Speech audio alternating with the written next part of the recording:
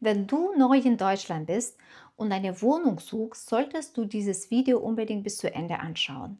Denn viele Menschen verstehen am Anfang die Wörter wie Kaltmiete, Warmmiete, Nebenkosten oder Kaution nicht richtig und merken erst später, dass die Wohnung deutlich teurer ist als gedacht. Damit dir das nicht passiert, erkläre ich dir heute ganz einfach, was diese Wörter bedeuten und worauf du wirklich auch achten sollst, wenn du hier in Deutschland eine Wohnung mieten möchtest.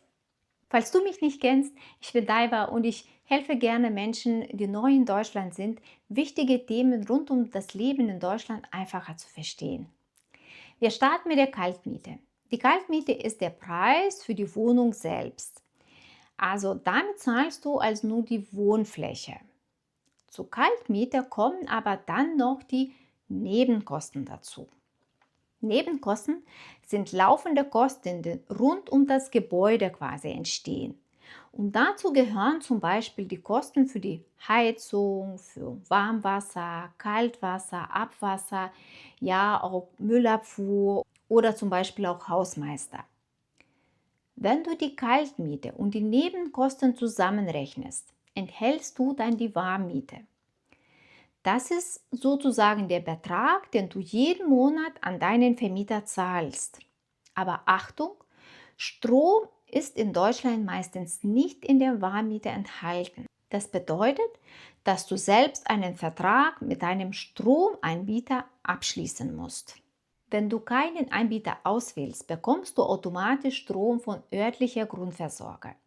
Das ist aber oft teurer. Deswegen lohnt es sich wirklich echt meistens verschiedene Angebote zu vergleichen und einfach einen guten Anbieter auszuwählen.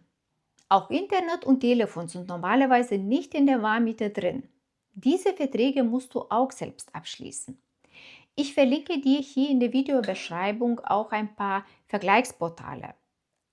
Vergleiche die Anbieter unbedingt. Das lohnt sich, ja, weil die Preise, die sind wirklich echt unterschiedlich.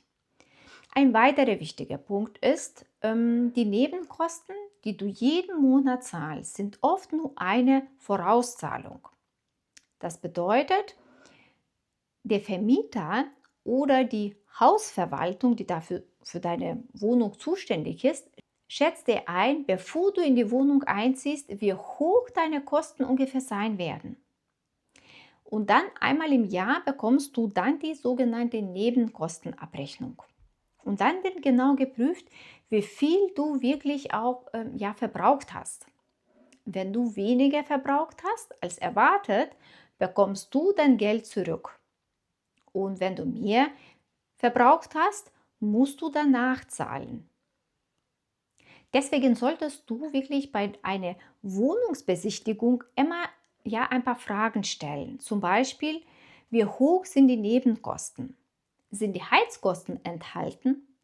Muss ich Strom selber anmelden? Und auch noch sehr wichtige Frage, frag mal auch auf jeden Fall, ja, wie hoch waren die Nebenkosten in den letzten Jahren?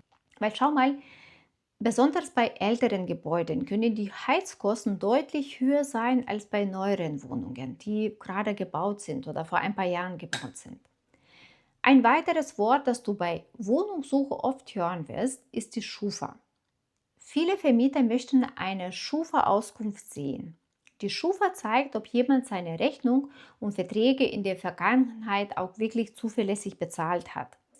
Wenn du aber neu in Deutschland bist, hast du oft noch gar keine Schufa und es ist auch völlig normal. In diesem Fall möchten Vermieter andere Nachweise sehen, wie zum Beispiel, ja, die möchten gerne sehen deinen Arbeitsvertrag, ob du hier arbeitest oder dein Gehaltsnachweise. Die Kaution ist eine Sicherheit für den Vermieter, falls größere Schäden in der Wohnung entstehen. Die Mietkaution darf in Deutschland bis zu 3 Kaltmieten sein.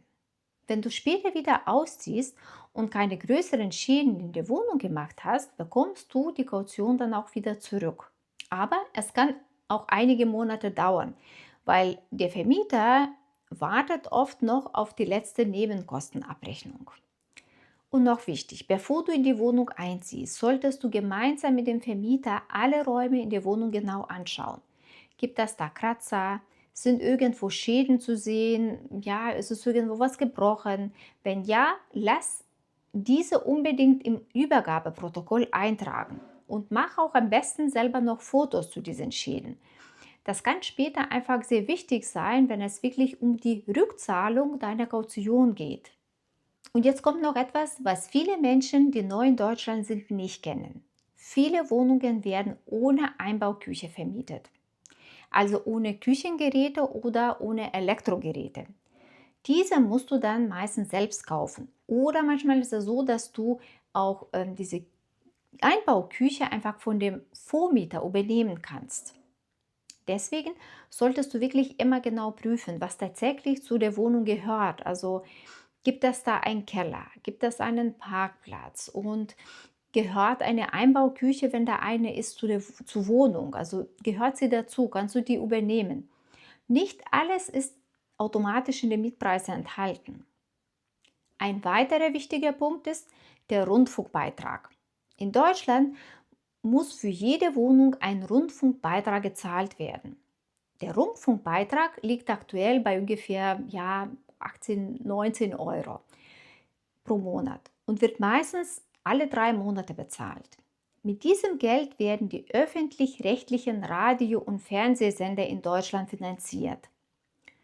Wenn du in eine Wohnung einziehst, bekommst du dann meistens nach einiger Zeit automatisch einen Brief dafür.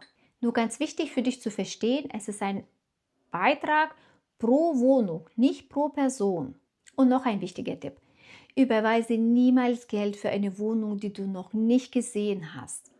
Leider gibt es immer wieder Betrugsfälle, bei denen Wohnungen ja auch angeboten werden und die einfach den Anbietern gar nicht gehören.